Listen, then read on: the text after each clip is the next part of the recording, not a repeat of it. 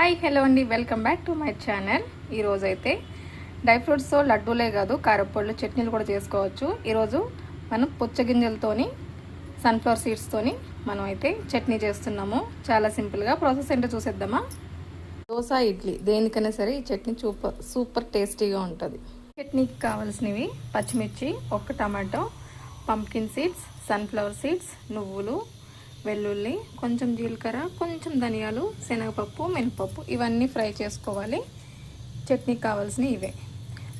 పచ్చిమిర్చి బదులు మీరు ఎండుమిర్చి కూడా వాడుకోవచ్చు, మీ ఇష్టం ఏదైనా వేసుకోవచ్చు. ఇవన్నీ కూడా 1 by 1 ఫ్రై చేసుకోండి. ఇవి ఆల్రెడీ నేను వేయించి పెట్టుకున్నవే, ఎందుకంటే పాడైపోకుండా ముందే వేయించి పక్కన పెట్టుకుంటా నేను. సో ఇవి మళ్ళీ కొంచెం వేయించుకోవాలండి. ఇవన్నీ కూడా పచ్చివే, వేయించుకుందాం అన్నీ. పొయ్యి మీద అయితే ఒక గిన్నె పెట్టుకున్నాను. దాంట్లో కొంచెం ఆయిల్ వేసుకొని జీలకర్ర, ధనియాలు, శనగపప్పు, అలానే మినపప్పు ఇవన్నీ వేసుకొని కాస్త ఫ్రై చేసుకుంటున్నాను.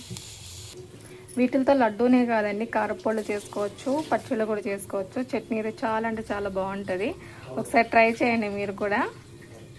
ఇవైతే ఫ్రై అయిపోయినాయి కదా, చూసారా ఎర్రగా వేగినాయి కదా. దీంట్లో మిగతాయి కూడా వేసేసుకుందాం. పంప్కిన్ వేస్తున్నా, సన్ఫ్లవర్ వేస్తున్నా, నువ్వులు వేస్తున్నా. నువ్వులు కూడా నేను ఆల్రెడీ వేయించే పెట్టుకుంటాను, ఎందుకంటే త్వరగా పురుగు వచ్చేస్తుంది. వేయించుకుని పక్కన పెట్టుకుంటే చట్నీ చేసుకున్నప్పుడు దీంట్లో వేసుకున్నప్పుడు కూడా చాలా ఈజీగా అయిపోతుందని. వేగిని ఒక మిక్సీ గిన్నెలో తీసేసుకుందాం.